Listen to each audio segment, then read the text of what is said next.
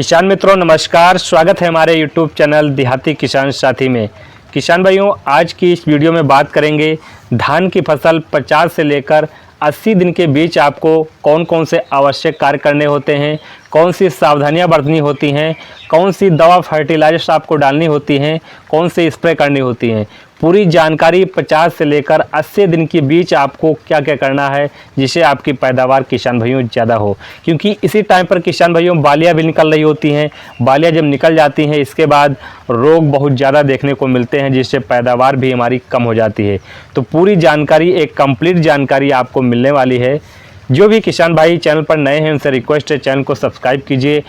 अगर आपके मन में कोई सवाल है, कुछ आप पूछना चाहते हैं तो नीचे आप कमेंट ज़रूर कीजिए और आप कहां से हैं नीचे आप कमेंट करना ना भूलें।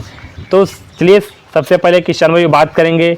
सबसे पहले आपको करना है, अगर आपकी धान की फसल 50 दिन के आसपास हो चुकी है, यानी 40 से ऊपर 45 या 50 दिन के बीच हो चुकी है, तो आपको लास्ट यूरिया यानी अंतिम यूरिया आपको डाल देनी चाहिए।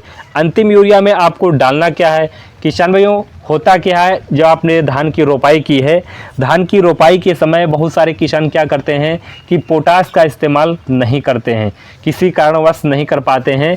तो इस समय किसान भाइयों जब धान की हमारी जो लास्ट स्टेज चल रही होती है, मतलब कल्ले निकलने की लास्ट स्टेज चल रही होती है, जब तने में बालियाँ हैं वो बनना स्टार्ट हो जाती हैं, यानी 50 से 55 दिन की जो अवस्था हो जाती है वो हमारी गोभ की अवस्था होती है, जो बालियाँ निकलने की स्टेज होती है।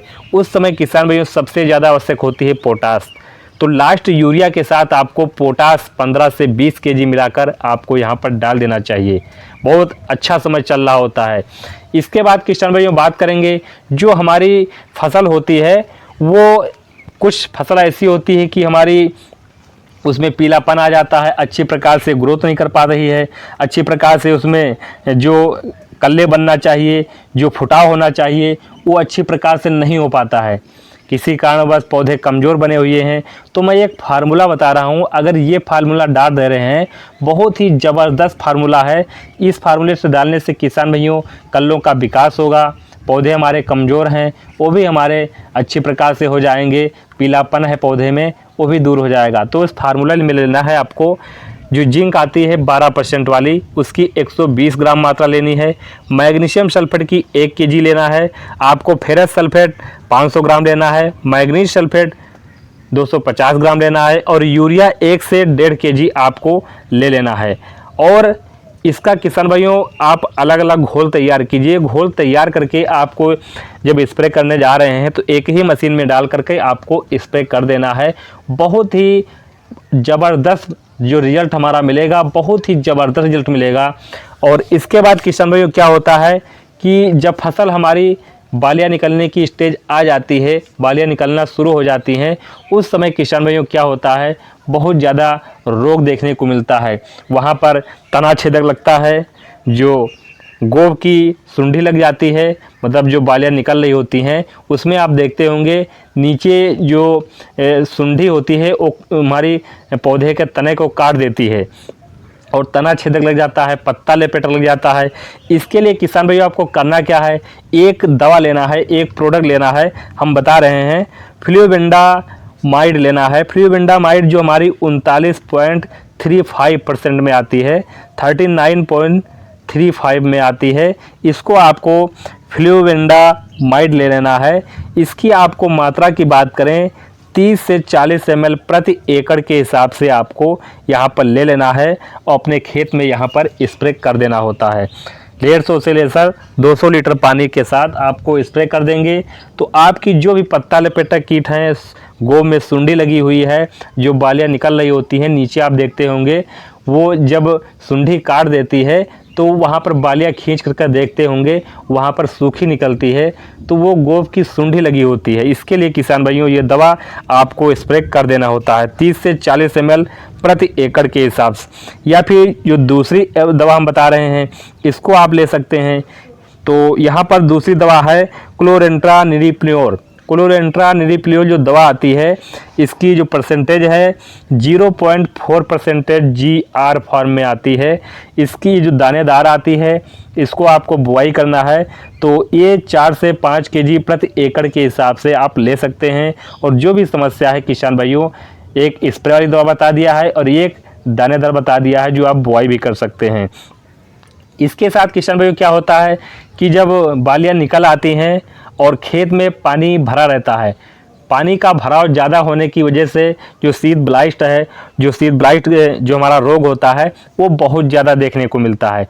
इसके लिए किसान भाइयों लेना है आपको हेक्साकोनाजोल। हेक्साकोनाजोल की जो मात्रा आपको लेनी है 400 ग्राम लेनी है। 400 ग्राम 150 से 200 लीटर पानी के साथ आप घोल तैयार कीजिए और आप स्प्रे के माध्यम से यहाँ पर कंट्रोल कर सकते हैं। या फिर दूसरी हमारी जो आती है शीत मार दवा आती है, शीत मार जो दवा हमारी आती है तो इसका भी किसान भाइयों स्प्रे कर सकते हैं। इसकी मात्रा की बात करें तो 500 ग्राम प्रति एकड़ के हिसाब से आप स्प्रे कर सकते हैं। इसके बाद किसान भाइयों जो हमारी बालियाँ निकलने का समय बहुत ही नज़दीक आ चुका होता है, यानी गोब में बालियाँ हो जाती हैं, उसके बाद किसान भाइयों एक NPK खाद लेना है आपको। NPK खाद 05234, क्योंकि उस समय फास्फोरस की सबसे ज़्यादा आवश्यकता होती है। फास्फोरस का काम क्या होता है? ट्रांसपोर्ट काम होता है, मतलब जड़ों से पौधे में, पौधे से बालियों तक पहुंचाने का, भोजन पहुंचाने का काम फास्फोरस का होता है। इसलिए फास्फोरस की सबसे ज़्यादा आवश्यकता होती है।